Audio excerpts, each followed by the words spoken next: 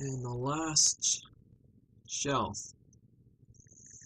So on the far right it says the early works of John Dewey. This is from the office that was being emptied out. I am not too much of a fan of John Dewey. His earlier works were available.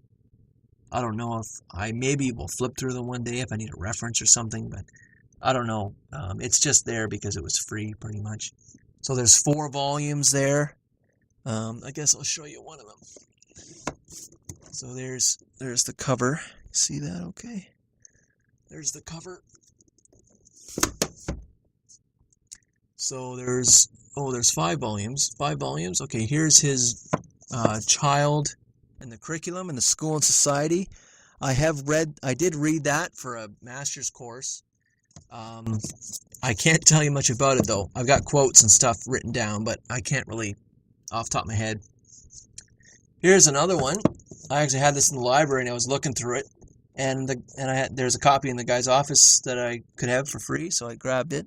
Education and or on experience, nature, and freedom. This could be more philosophy of ed or just even philosophy, but I just put all the Dewey stuff together.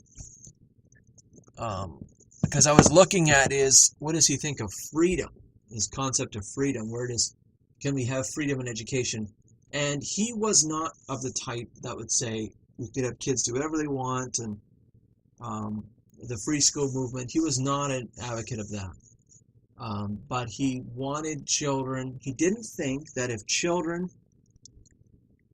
were not involved at all in the education delivery, that they were not learning it. And this is from the pragmatist philosophy that he held. The line that unless you did something, unless you were acting on it, unless you were practicing it, that you were not learning it, or they would take like that you were not genuinely learning it. Like they would take that philosophical stance. This whole concept of genuine, of course, put into question what that might be, but what that even would be in reality, and how that would differ from ungenuine. But that was his line. That's what his argument line was: is that education must be practical in the sense that education must allow a child to do the activity, or it wasn't learned. So if you were sitting in a lecture hall, the child wouldn't learn anything. He has to go and practice it for it to really resonate and for it really to be learned. Obviously, in some cases, that's exactly true. But in a lot of other cases, people can sit through lectures and learn. So, what else have I doing? Is that it? Or here's Foundations of John Dewey.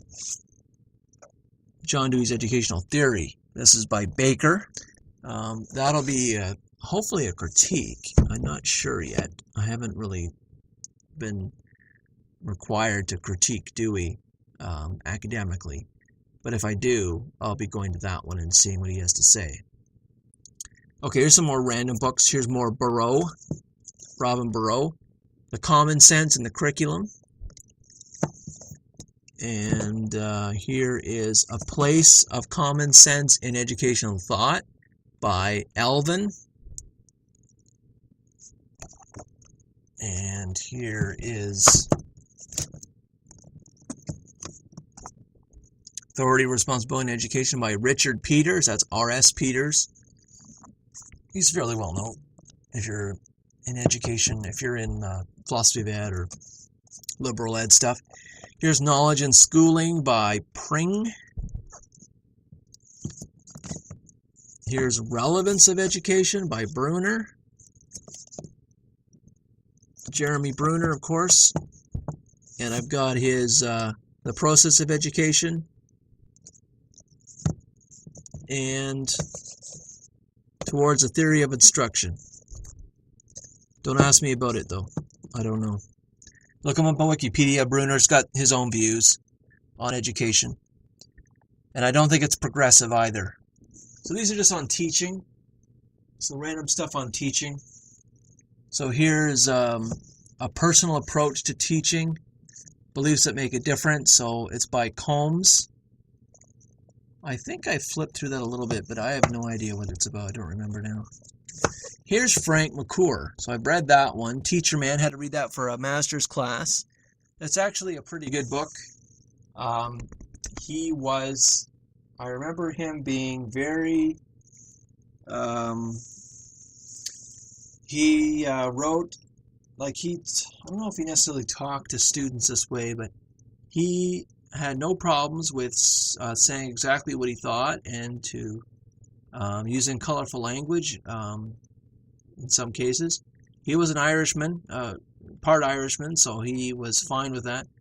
But he was a very good teacher in terms of being a good human being, being someone who wasn't a professional, but was a person first and then a teacher. And it was a good outcome. So that's a good book. Does that look all right? Yeah, I guess so. So remember, I've also got autobiographies by him. He's written quite a bit. So we've got the autobiography, Angel's Ashes and TIS, T-I-S. And then there's that one there, Teacher Man, it's called. Here's Marva Collins, I talked about earlier a little bit. Ordinary Children, Extraordinary Teachers. So it's a collection of writings of Marva Collins. Famous educator. If you don't know about her, just Wikipedia it and just have a look and just you can see what she's all about. But she's got quite a few books on education, Marva Collins. Okay, here's Eager to Learn. Helping children become motivated and love learning. I read it and it was kind of ridiculous. It was, I don't know. It wasn't very thorough. But oh well. Here's the Feminist Classroom. I also read that, and I didn't get much out of it, and some people will not be surprised, but it was a lot of common sense, and I didn't think it was really issues. There weren't really issues. I just saw them as common sense. Obviously, gender is not an issue, should not be made an issue in education, although in some cases it's actually made an issue in the anti-sense. It is, if there's not as many women going into engineering, then we're actually going to discriminate, and we're not going to allow as many men into engineering. We're going to allow more women into engineering, and thus naturally reducing the standards of the students coming in, because if a woman was already meeting the engineering standard, they'd already would be in the program. But to increase women being in engineering, what we're going to do then is we're going to let in women who would normally have not met the standard, and we're going to not let in men who would have met the standard. Truly unfortunate and destructive, I think. But that is what the ideology requires. And so if you truly want to support equality, and even egalitarianism in some sense, there is discrimination is horrid in all circumstances, including the example I just gave, and affirmative action and all that stuff. If you really want to have equality, then you have to adhere to that. You can't discriminate. It's ridiculous. So, anyways, mostly common sense.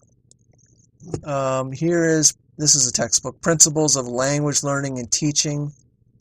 I don't know, nothing to say about that. Here's some books that I had in Teachers College, because I was a science teacher.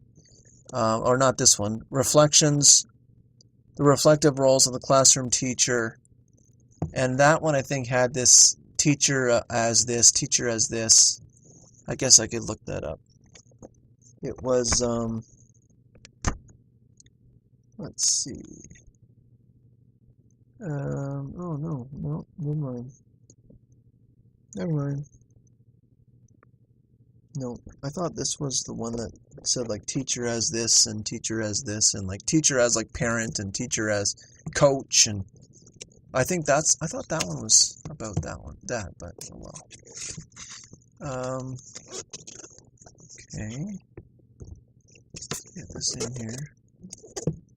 Okay, next is teaching secondary school science, because I was a chemistry teacher. Oh no. It's got a volcano on there. Here's 5 easy lessons of physics. And another one on physics, teaching physics. Another book on teaching physics. Here's just some random stuff for, what is this, something about Ontario or something? Science education, substitute teacher book, and just that kind of stuff. So that's it.